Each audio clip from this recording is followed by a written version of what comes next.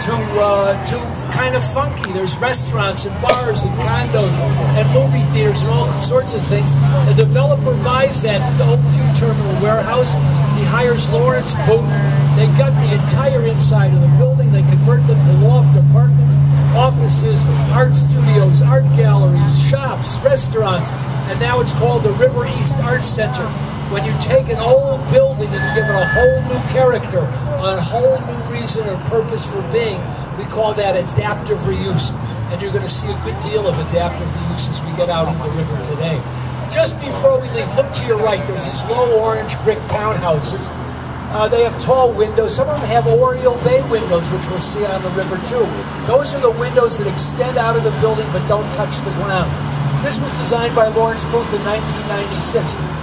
Architects always like to tell you a story in their design. Look at the utility sheds on the roof. Remember I told you this was an industrial area.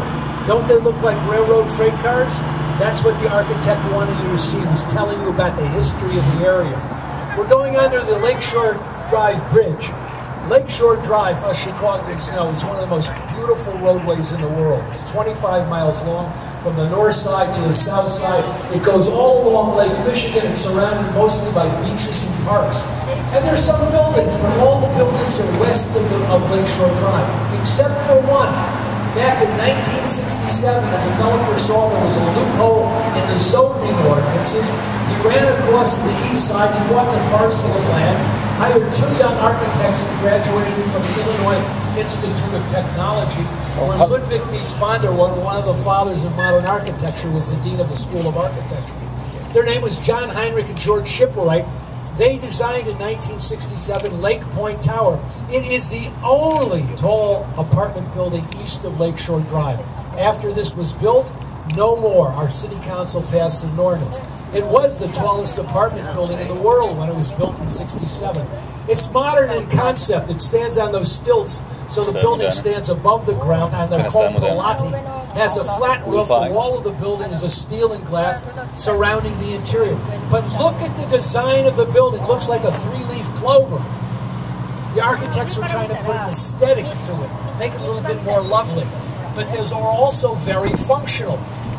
Anytime a tall building is built, you always have to worry about the wind blowing it over. Those rounded corners deflect the wind, so people on the 70th floor don't get too seasick when there's some strong winds coming off Lake Michigan. I want to tell you a story about architects and their clients. Look off to the right. There's a very tall white building with a flat roof, indented corners, and a lot of white verticals on it.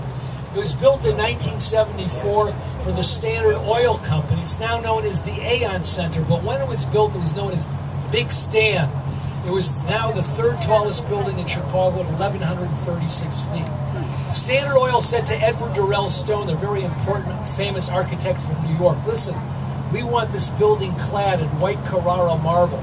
That's a famous marble Michelangelo used for his great sculptures. They brought tons of it over from Italy.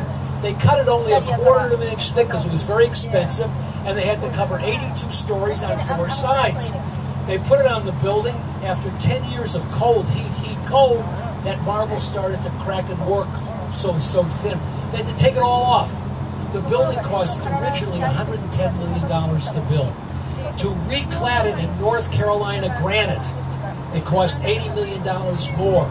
The only people happy about that was the man in North Carolina owned the granite quarry and all the lawyers who got involved in the case.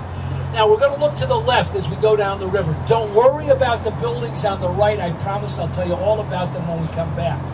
There's a black rounded bay called Harbor Point Tower and 2 other residential buildings next to it. They were all built in the late 1960s, early 70s. They sit on the southeast corner of 80 acres that was part of the Illinois Central Railroad yards.